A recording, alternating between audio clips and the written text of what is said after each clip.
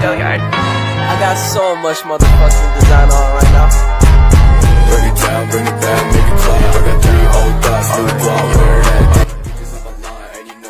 Assalamualaikum warahmatullahi wabarakatuh. Yang saya hormati Ibu Maya Novitasari selaku dosen pembimbing mata kuliah akuntansi keperilakuan kelas 8B akuntansi. Kami dari kelompok 4 akan mempresentasikan bab 3 yaitu mengenai mental accounting. Anggota kelompok kami yaitu 1. Dwika Prastiwi, 2. Netia Ayu Dewayanti, 3. Fitri Nurhayati, 4. Rizka Oktaviana, dan 5. Elisa Putristianingrum. Baik, selanjutnya saya akan menjelaskan tentang pengertian mental accounting. Mental accounting merupakan suatu rangkaian operasi kognitif yang dipergunakan oleh individu untuk mengode, membuat kategori, dan mengevaluasi aktivitas finansialnya.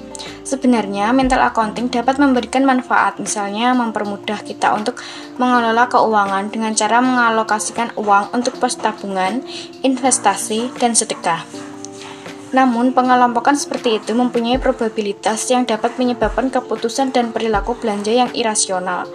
Selanjutnya, terdapat beberapa alasan mengapa mental accounting dapat menyebabkan keputusan yang irasional.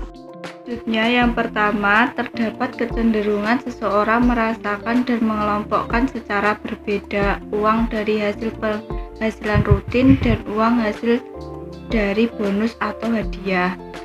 Yang kedua, seseorang mempunyai kecenderungan memperlakukan uang secara berbeda tergantung dari mana sumbernya. Yang ketiga, frekuensi evaluasi penggunaan uang. Pengeluaran rutin dari gaji bulanan akan dievaluasi setiap bulan. Selanjutnya, contoh penggunaan mental accounting yang menyebabkan pengambilan keputusan irasional, yaitu pegawai negeri sipil atau PNS menerima gaji ke-13 dan ke-14. Jika tidak berhati-hati, penerimaan akan terkena mental accounting. Mengapa? Karena terdapat kecenderungan individu untuk mengelompokkan gaji 13-14 sebagai penghasilan lain-lain atau tak terduga, sehingga mereka akan menggunakan secara irasional, misalnya untuk memborong barang-barang di mall, memburu diskon lebaran, dan membeli motor baru dan gadget. Selanjutnya, bagaimana cara menghindari mental accounting? Yaitu dengan melakukan agregasi, hilangkan pengelompokan dari mana uang berasal, karena uang adalah sepadan. Terlepas dari asal-usulnya atau yang dimaksudkan, semua uang sama, kita dapat pengeluaran tidak irasional pada uang bonus atau hadiah.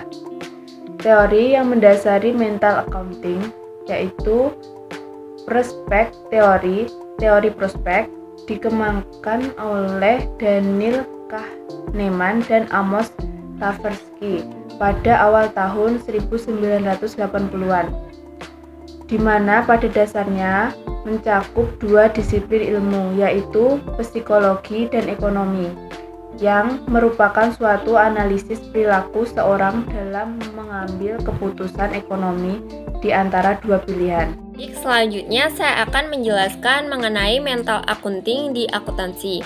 Standar berbasis IFRS memberikan fleksibilitas dalam menyajikan item laba.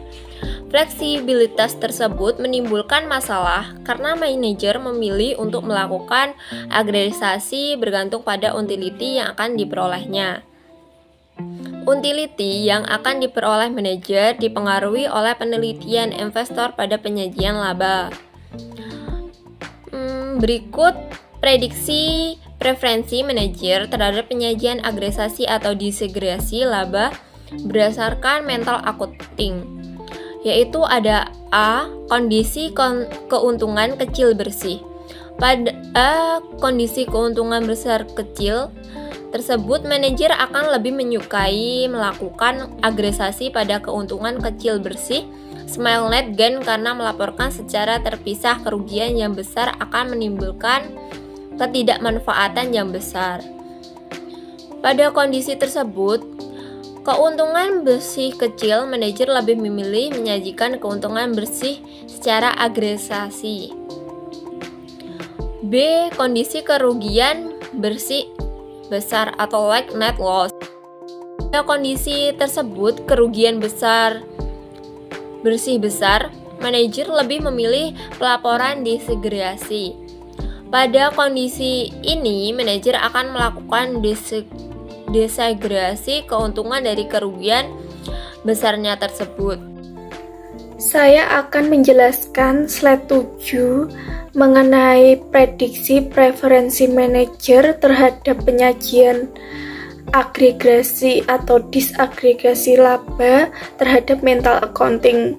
Seperti yang kita ketahui, disagregasi adalah penyajian terpisah komponen atas satu atau lebih item dalam laporan keuangan. Salah satunya pada kondisi keuangan bersih besar atau large net gain.